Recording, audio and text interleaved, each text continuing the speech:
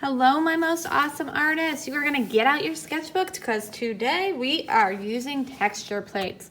So turn to your first page that has experiment that is blank, flip it open, and you're going to circle the word drawing because we are working on a drawing technique today. Once you have that done, we're gonna move into this box down here. So texture is the way something feels. It might be smooth. It might be rough or bumpy. It might be hard. It might be soft like your hair. Texture can be various different feelings, but it's the way something feels. So to use a texture plate, what you do is you put it underneath your paper, and over top of that you can use markers. Skinny markers might not work the best, but I'm experimenting, so I want to see how they work. And you're gonna hold that texture underneath nice and still, and it will start imprinting it on your paper. Now, I don't really like how that looks, which is fine. I'm not getting a new paper. I'm just gonna leave that there because this is just me experimenting. And I'm gonna try a crayon now. Let's see if a crayon does better. Ooh, I really like that crayon. So here I have some texture. Maybe I wanna change the colors. Let's see what happens if I change the color. Does anything happen? Oh, I can create this really cool blend-in effect. Oh, I really like that. That's neat.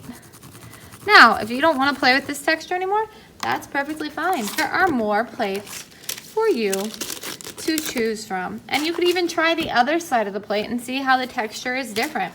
I'm going to fill in this whole square with me experimenting. Let's try colored pencils too, because why not? Now, I have my experiment done. I'm going to flip over my page. Go to my create and plan page, and I'm going to create an idea of here, something that I want to create using texture. Do I have to draw the texture in there? No. For example, maybe I want to do a monster. Here I created my monster.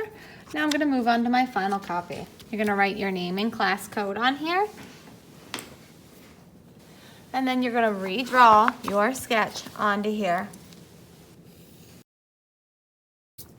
Okay, I have this finished drawing, but I want to do an additional step. I don't think this stands out very well. So what I'm going to do is I'm going to take a Sharpie.